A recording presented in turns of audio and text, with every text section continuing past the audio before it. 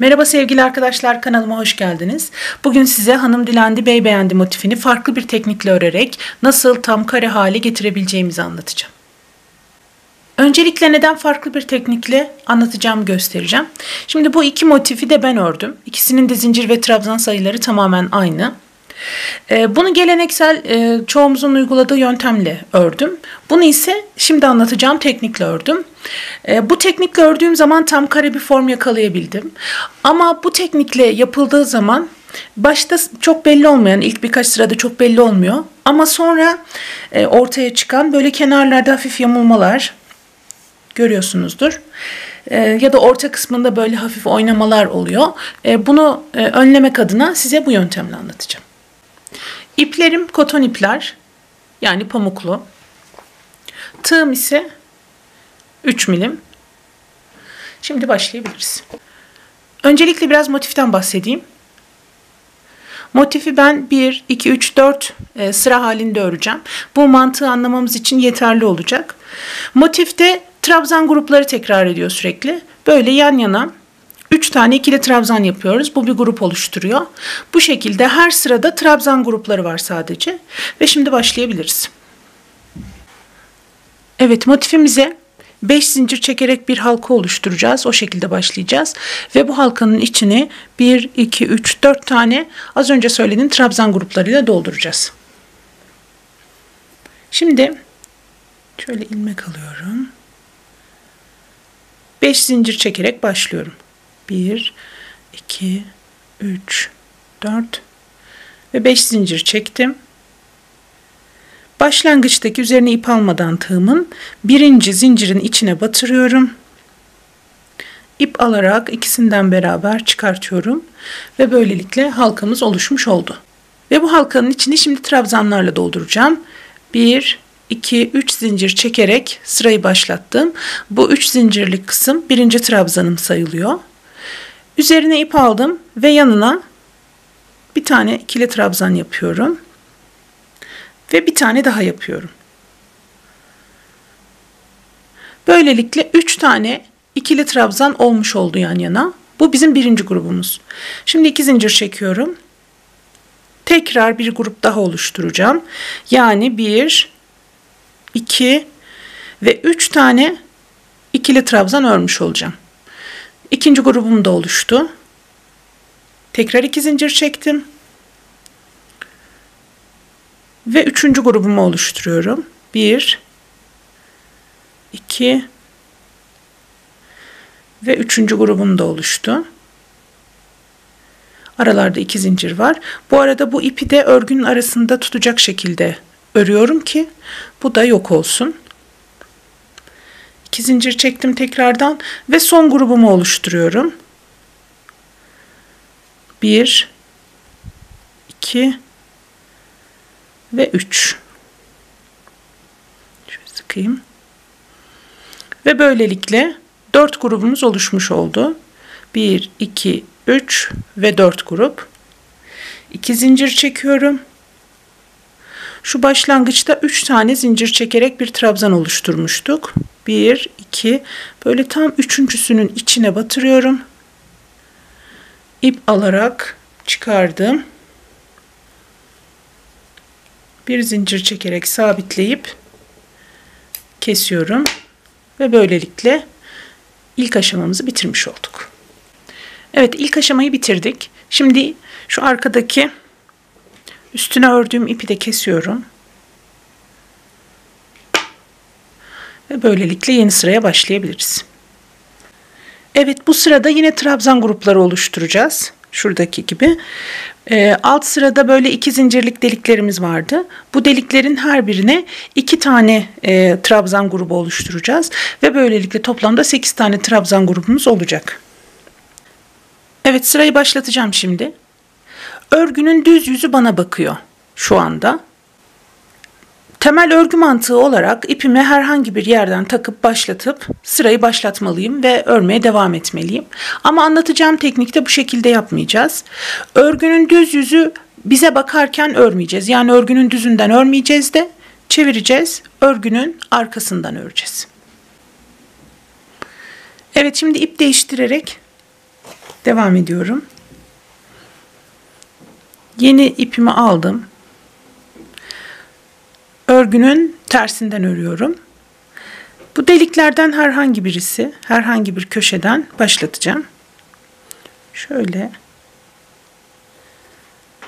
biraz uzun tutarak bu kısmını şöyle alayım. Bu ipi de şöyle tığın üstüne koyuyorum ki sağlam olsun. 1, 2, 3 zincir çekerek başladım. Şimdi her deliğe 2 tane grup oluşturacağız. Sadece sıraya başlarken başladığımız köşede bir grup oluşturuyoruz. Diğer grubu daha sonra öreceğiz. Bunun yanına getireceğiz. Böyle yapıyoruz ki böyle tam ipimiz ortada kalsın diye. İlk grubumu oluşturdum. Yani 3 tane ikili trabzanı ördüm. Geçişlerde bir zincir çekiyorum. Ve tekrar şu köşe deliğine geldim. Buraya da şimdi 2 tane grup yapacağım. Yani 3 tane ikili trabzanı yan yana öreceğim. Evet, ilkini yaptım. Köşelerde 2 zincir. 2 zincir çektim. Aynı yuvaya bir grup daha oluşturuyorum. Ve böylelikle köşemizi oluşturmuş oldum. 2 tane grup, arada 2 tane zincir. Geçişlerde bir zincir çektim ve bu köşemize geldim. Bu köşede bu ip vardı, bir alt sıradan artık kalan. Bunu da böyle tutuyorum. Bunun üstüne yapacağım şimdi köşemizi. Bu da arada kaybolmuş olacak. Buraya şimdi bir grubu yapıyorum. 1, 2 ve 3. 2 zincirle köşeyi dönüyorum.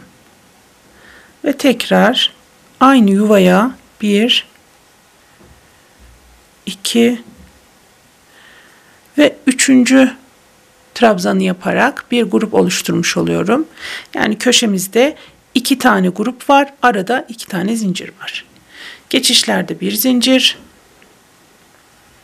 Tekrar köşeye atladım. 1, 2, 3 tane trabzan yaptım. Bir grup oldu. 2 zincir çekiyorum. Aynı yuvaya tekrar bir grup daha oluşturacağım. 1, 2 ve 3. Şöyle bakalım. Köşelerimiz oluşuyor. İlk köşeyi yarım başlamıştık ve bu motifin sonuna kadar hep böyle. Başlangıçta hep yarım yapacağız. Yani bir grup yapacağız. Şu bir köşe, bu diğer köşe, bu da ötekisi. 3 tane köşemiz oluştu. Köşelerde 2 zincir, aralarda 1 zincir. Bir zincir çekiyorum. Ve bu yarım olan köşemizi tamamlayacağım. Aynı yuvaya, başladığım yuvaya 1,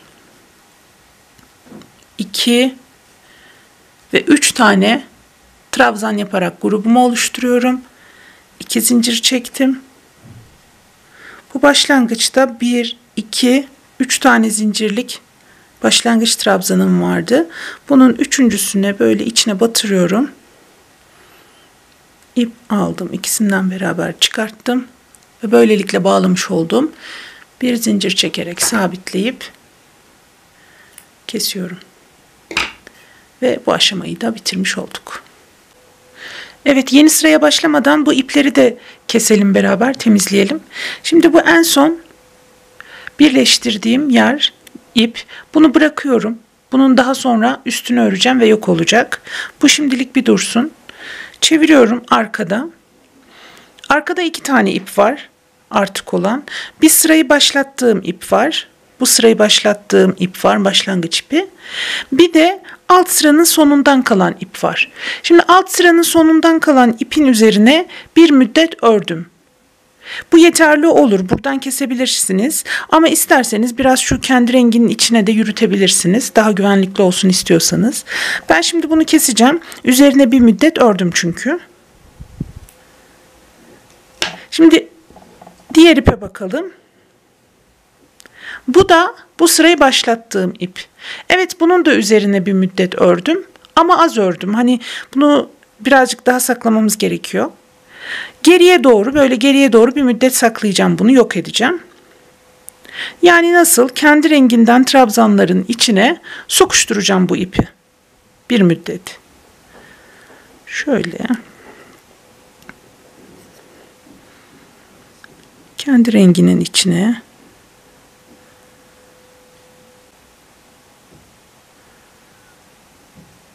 Biraz daha şöyle götüreyim.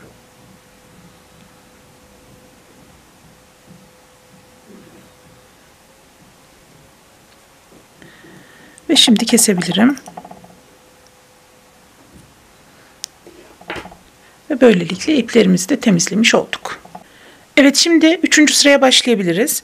3. sırada yine köşelerimizde 2 grup olacak. Geçişlerimizde 1 grup var. Köşeler hep 2 grup halinde oluyor. Geçişlerde hep 1 grup halinde oluyor. Şimdi başlayabiliriz. Evet, en son ördüğüm sıra bana bakıyor. En son ördüğüm sıra bana bakıyor ve düzse çevireceğim. Yani hep tersinden öreceğim. Hep tersinden öreceğim. Şimdi tekrar herhangi bir köşeden başlayacağım. Dikkat edin, herhangi bir delik değil, herhangi bir köşeden, yani şu aralardan başlamıyoruz. Herhangi bir köşeden başlıyoruz. Ben mesela şuradan başlayayım. Şu şekilde ilmek aldım. Böyle tığın üstüne atıyorum bu artık olan ipi ki sağlam olsun diye. 1, 2, 3 zincir çekerek başlattım. Şimdi köşelerimizi hep yarım yapıyorduk. Yani bir grup yapıyorduk, diğer grup sonra geliyordu. 2 ve 3 tane trabzan yaptım. Köşemizi yarım olarak örmüş oldum. Geçişler bir zincir. Şimdi şu alttaki bir zincirlik delik vardı. Onu kullanıyorum. Buraya bir tane grup yapacağım. 2 ve 3. Geçişlerde hep bir zincirdi. Bir zincir çektim ve şimdi köşeye geldim. Köşemizde 2 tane grup olacak ve arada 2 zincir olacak. 1, 2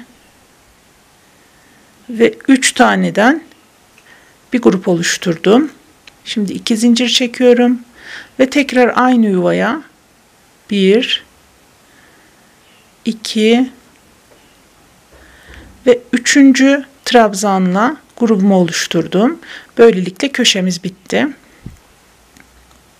Geçişlerde bir zincir ve şu yuvaya yapıyorum. Alttaki bir zincirlik deliğe bir tane grup. 2 ve 3. Tekrar bir zincir çekerek köşeye atlıyorum. Şimdi bu köşede bu ipim vardı.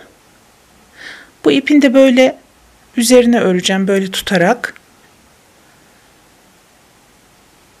Ve köşemizi oluşturacağım. 1, 2 ve 3 tane ördüm. Yani grubumuz oluştu. Köşelerde 2 zincir ve tekrar köşeye diğer grubumu da oluşturuyorum. Ve böylelikle bir köşe daha oluşmuş oldu. Bir göstereyim buraya kadar. Başlangıcı yarım yapmıştık. Sonra geçişlerde birer tane grup, köşelerde 2 tane grup, arada 2 zincir. Bu şekilde sıranın sonuna kadar gelelim. Sıranın sonunda buluşalım. Evet, ben sıranın sonuna kadar geldim. Şimdi burayı kapatalım beraber. En son o yarımın arkadaşını da ördüm. Diğer grubu da ördüm. Ve böylelikle köşemiz tamamlanmış oldu. 2 zincir çekiyorum. Ve bu başlangıçtaki 1, 2, 3. zincirin içine batırıyorum. İkisinden beraber geçirdim. Bir zincir çekerek sabitleyip kesiyorum. Ve böylelikle bu sıramız da bitmiş oldu. Şimdi son sıraya geçebiliriz. Evet, şimdi 4. sıraya geçebilirim. Burada da yine köşelerde hep aynı mantık zaten. Köşelerde 2 grup, arada 2 zincir. Geçişlerde birer grup, aralarda birer zincir. O şekilde yapacağız. Şimdi en son bu şekildeydi örgüm. En son ördüğüm sıra bana bakıyor. En son ördüğüm sıra bana bakıyorsa çeviriyorum. Yani hep tersinden örüyorum. İpimi aldım tekrardan. Rastgele bir köşeden başlayacağım. Dikkat, artık köşeler iyice belirginleşti. Rastgele bir köşeden başlayacağım. Rastgele bir delikten değil. Şuradan başlayayım. İlmeği alıyorum. Bunu da böyle üstüne atıyorum ki sağlam olsun. Evet, 3 zincir çekerek başlattım. Daha önce de dediğim gibi köşelerimizi hep önce bir grup yapıyoruz. İkinci grubunu sonra getiriyoruz yanına. Başlangıçtaki 3 zincirlik kısım birinci trabzanım. İkinciyi yaptım. Ve üçüncüyü de yaptım. Böylelikle grubum oluşmuş oldu. Köşedeki yarım grubum. Şimdi burada 2 tane delik var önümde. Alt sırada birer zincirlik böyle deliklerimiz oluşmuştu. Buralara geçişlerde bir grup yapıyorduk. Buralara bir grup yapacağız. Ve bir zincir. Bir grup yaptım ilk deliğe. İkinci deliğe geçerken bir zincir. Ve diğer deliğe de grubumu yapmış oldum. Geçişlerde bir zincir, bir grup. Her zaman öyle. Köşeye atlarken de yine bir zincir çekiyorum. Bu köşede bu ipe rastladım. Bu ipi de böyle tutuyorum. Üstüne örüyorum. Ve köşemizi oluşturacağım. Köşemizde 2 grup vardı. Bu birinci grup. Arada 2 zincir. Aynı yuvaya bir grup daha.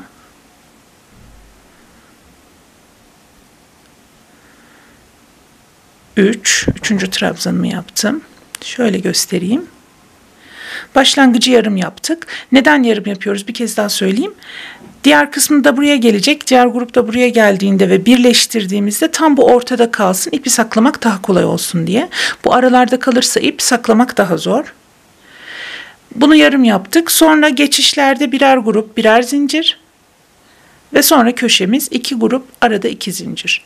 Bu kurallara riayet ederek sıranın sonuna kadar gelelim ve motifimizi bitirelim. Evet, ben sıranın sonuna kadar geldim.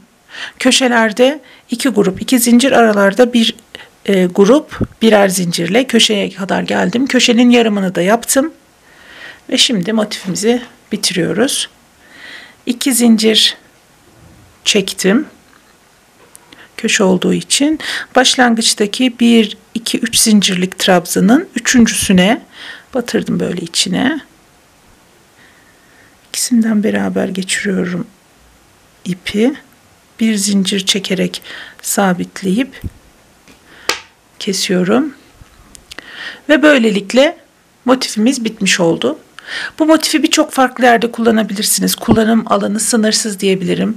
İstediğiniz renklerle kombinler yapabilirsiniz. Çok keyifli bir motiftir. Mutlaka örmenizi tavsiye ederim. Beni dinlediğiniz için teşekkürler. Bir dahaki videoda görüşmek üzere. Sevgilerimle.